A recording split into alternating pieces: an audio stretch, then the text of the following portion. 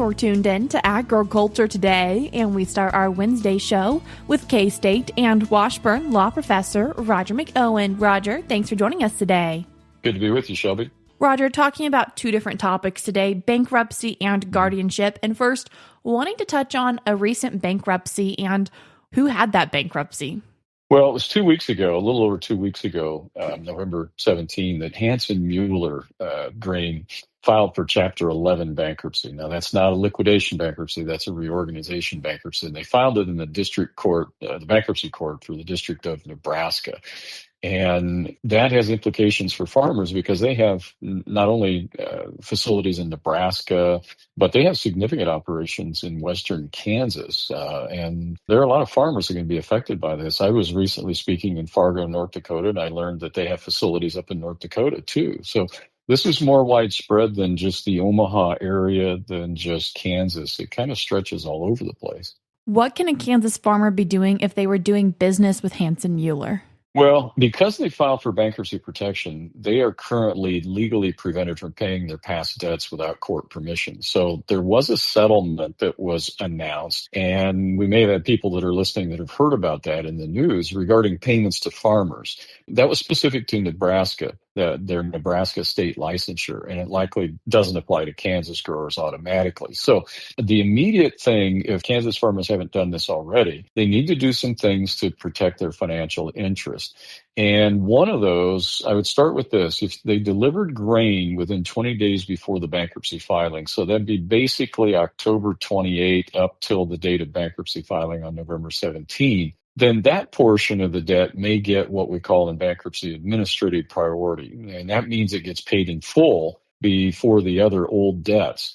And the bankruptcy code also gives farmers a priority claim. It's not much, but it is there. It's some for $8,450 per individual. And then the rest of your debt that you're owed above that amount is general unsecured. So you'd be a general unsecured creditor. You get in line. You'd get paid, if at all, after they're secured creditors. And so farmers are going to have to file a proof of claim, and they're going to have to specifically separate the value of the grain delivered in that final 20-day window, if any, to maximize their recovery.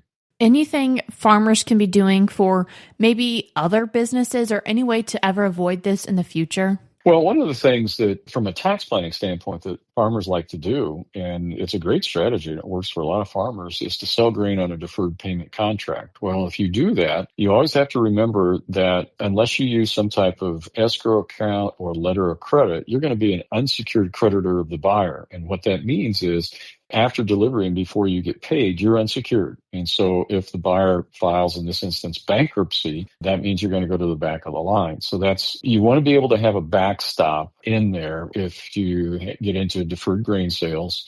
You don't want to do all of your crops on deferred grain sales. You want to use it as part of your overall tax planning and marketing strategy. But always be aware that there's this risk that's out there if your buyer goes belly up before you get paid. And something else we want to talk about today, guardianships, and a change is coming for Kansas. And what is that change? Well, that's right, Shelby. We've got a change that's going to take effect January 1 of 2026. And this is the Kansas Guardianship, Conservatorship, and Other Protective Arrangements Act. I'll just call it the Act for our purposes of our discussion today. And what that does is establish a protective arrangement, which is a very highly specific limited court order.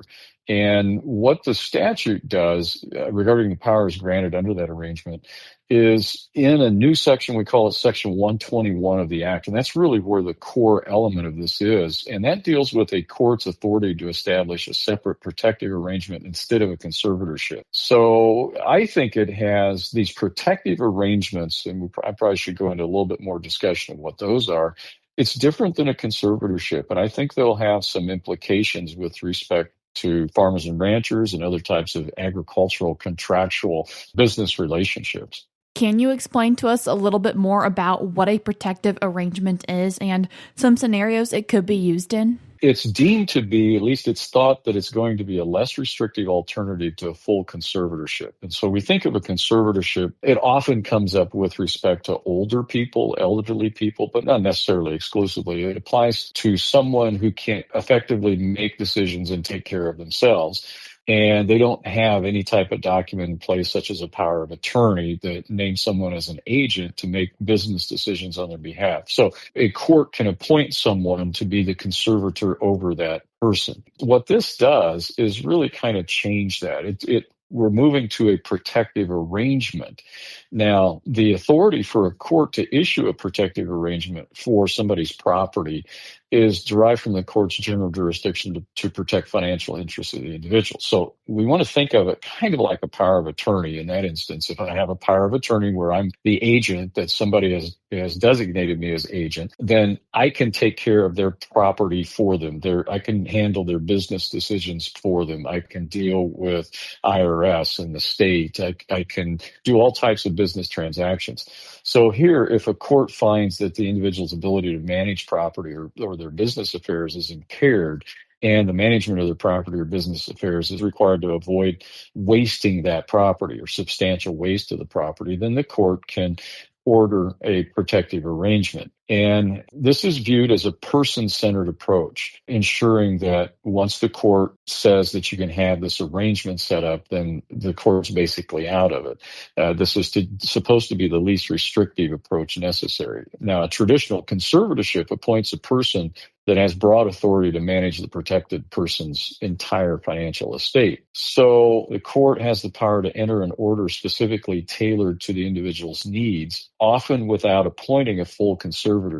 Here's where I see, Shelby, the distinction that would be important to farmers. This could be an appointment for specific one-time transactions. In other words, authorizing the sale of a single piece of equipment, authorizing the sale of livestock. We don't have to have a full-blown conservatorship to do that now going forward, starting in 2026.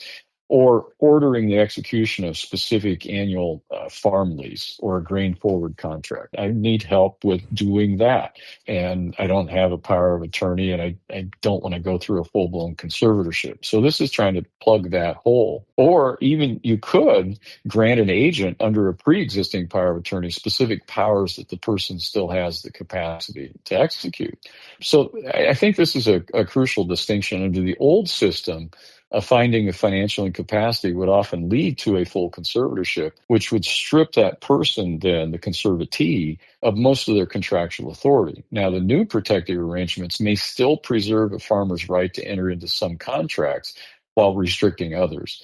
So the impact here would be primarily on ag contracts. And I think there's also some implications for the oil and gas industry, too. Are there some things that those contracting parties need to keep an eye on as this change is coming at the beginning of the year? Yeah, I think so.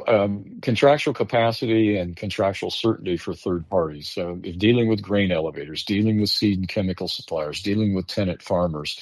And so the move to a less restrictive protective arrangement means that a farmer who has a court order in place can still retain the capacity to enter into those types of contracts, unlike a full conservatorship where the appointed conservator takes over all financial dealings.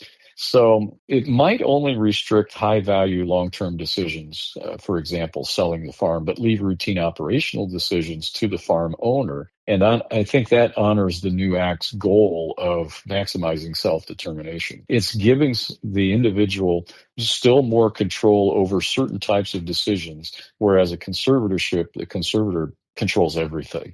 That's the easiest way for me to explain to people what this change is going to mean. But also it comes with increased due diligence. For example, if I'm a farmer with a protective arrangement, I might be authorized to sign all contracts, let's say up to $500,000. Well, a grain elevator that enters into a forward contract would need court approval, or the contract might be deemed voidable. So the third parties are going to have to be more diligent to understand what type of order might be out there with respect to the people they're dealing with. Is it potential then that also producers would need to pay attention to when they're leasing land from people to make sure they're talking to the right person to sign that paperwork? Yeah.